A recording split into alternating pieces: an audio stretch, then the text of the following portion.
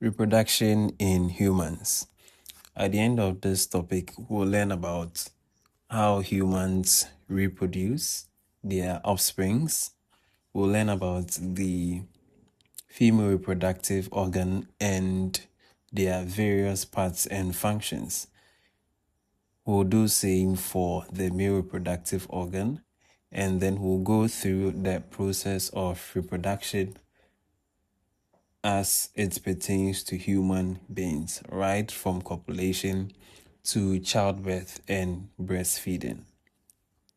Okay, so reproduction in terms of humans. So reproduction is the biological process by which living organisms produce offsprings. So in humans, this is specifically in a sexual form where the genetic material of the male and female parents fuse together to form a zygote, which will develop into a fetus and eventually into a newborn baby. In our first lesson, where we spoke about reproduction in plants, we mentioned that apart from sexual reproduction, plants could reproduce asexually. For reproduction in humans, that happens only through mainly through the sexual form, where you would need the fusion of the male and female genetic material. So in the reproductive process, the female will contribute the egg, which is large and nutrient-rich gamete, which comes from the ovaries. The male, on the other hand, will produce or will contribute the sperm, which is small and motile gamete, which is produced by the testis. So the male and female gamete will fuse together to form a zygote which has 46 chromosomes, 23 coming from each parent. So this zygote will develop into an embryo and then a fetus and then eventually into a newborn baby. That's when we have a new life in our world. Okay, so the female reproductive system, this is how it looks like. So we have the vagina, and then from the vagina we see the cervix, and then the cervical canal. Then in there we have the uterus. Then from the uterus we can have the fallopian tube or the oviduct, and then the ovary itself.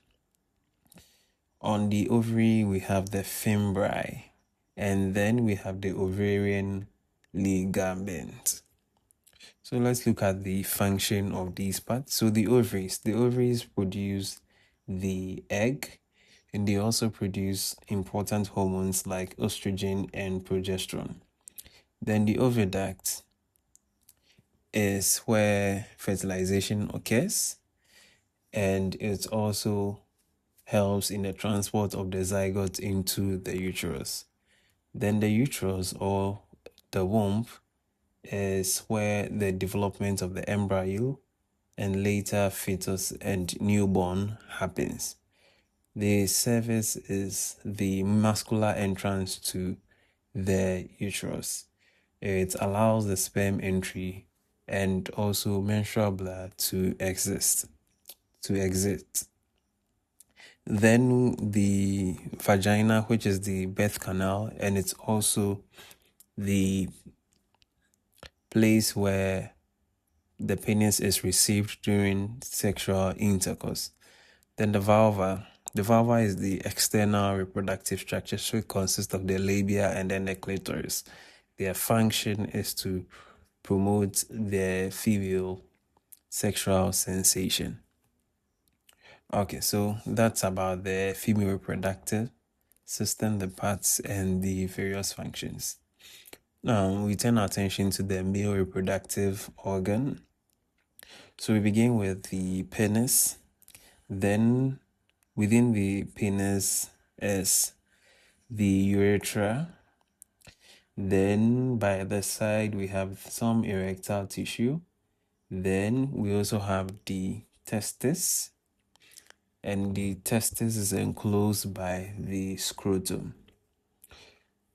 We also have the prostate gland, the vas deferens, the ureter, the seminal vesicle. Okay. So the testis. So the testis is the organ responsible for the production of sperm and also the hormone testosterone. Then the epididymis stores the sperms that have been produced by the testis. The vas deferens helps the transport of the sperm from the epididymis to the urethra. And the seminal vesicle, they produce fructose that energizes the sperm. Then the prostate gland, it also produces fluid that basically helps the motility of the sperm as well as with fertility. Then we also have the bulbourethral gland, which also produces lubricating fluid. Then the penis is the organ that delivers semen into the female reproductive tract. Now, semen is basically a mixture of sperm and fluids from the accessory glands, which we have mentioned. The seminal vesicle is the prostate gland and the bulbourethral gland. Okay. Now, let's look at a comparison between the male and female reproductive system. So for the female, the main function is to produce the egg and support the embryo development. For the male side, their main function is to produce and deliver the sperm. Now, the female gamete is the egg, while the male gamete is the sperm. Then the hormones that are produced by the female system is estrogen and progesterone. That of the male is the testosterone. Then the female reproductive system is located internally and then is protected in the pelvis. Then if you compare that to the male reproductive system, which is external, it is exposed. It comes out of the body. Then if you look at the female reproductive system once again, it experiences this menstrual cycle every month. So every month an egg will be released. For the male side, we don't see that. There's a continuous production of sperm. It is not any monthly process, it's continuous. Then finally, the female gamete is limited. So you have a limited number of eggs that your body will produce during your lifetime. For the male, that limitation is not there until there is some reproductive health issues. Okay, so that's about the male and female. Now let's move through the process or the steps involved in the production of offspring. So we begin with copulation. So copulation is the insertion of an erect penis into the vagina. Then rhythmic movements stimulate both partners.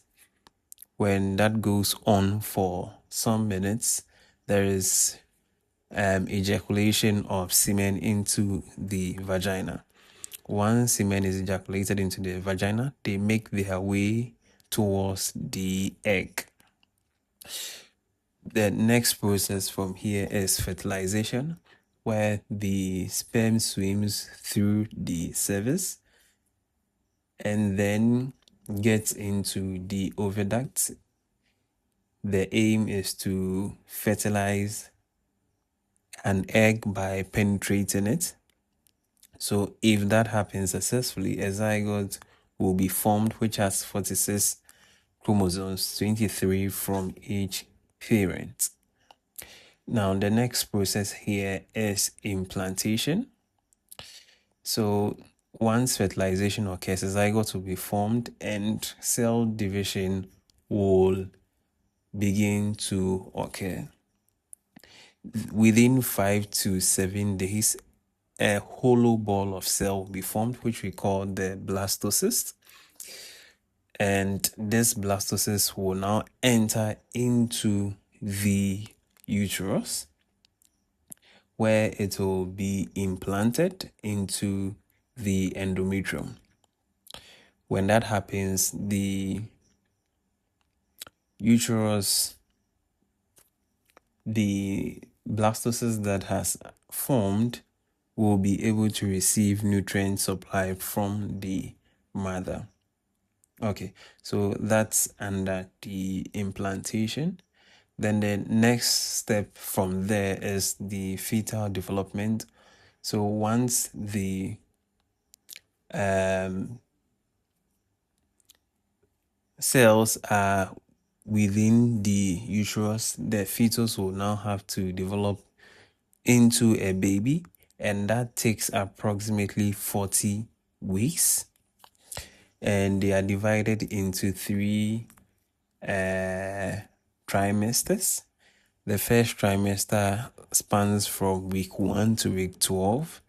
Then the second trimester spans from week 13 to week 24.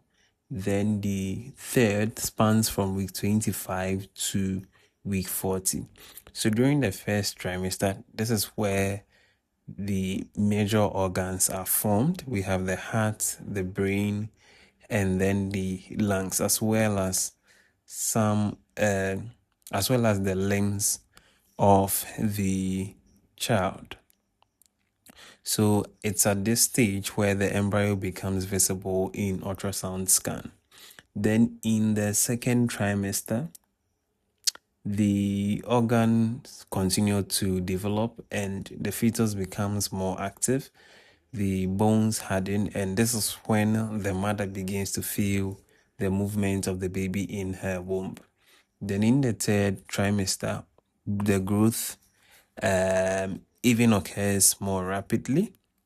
The organs mature, and then the fetus is ready to be birthed. So it positions itself head downwards, ready to be birthed out. Okay, so one important organ in the birth process is the placenta.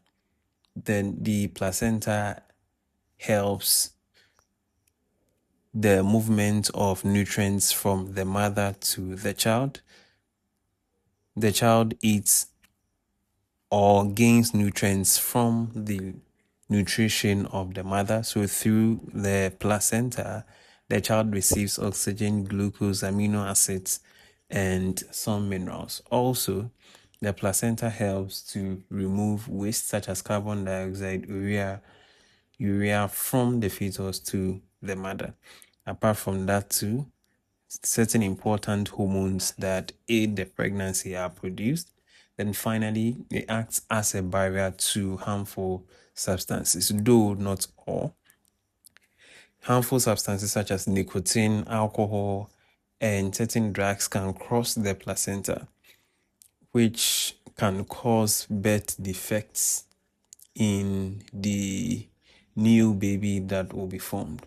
So pregnant mothers are advised to avoid some of these chemicals. Then finally, we have the birth process or labor itself.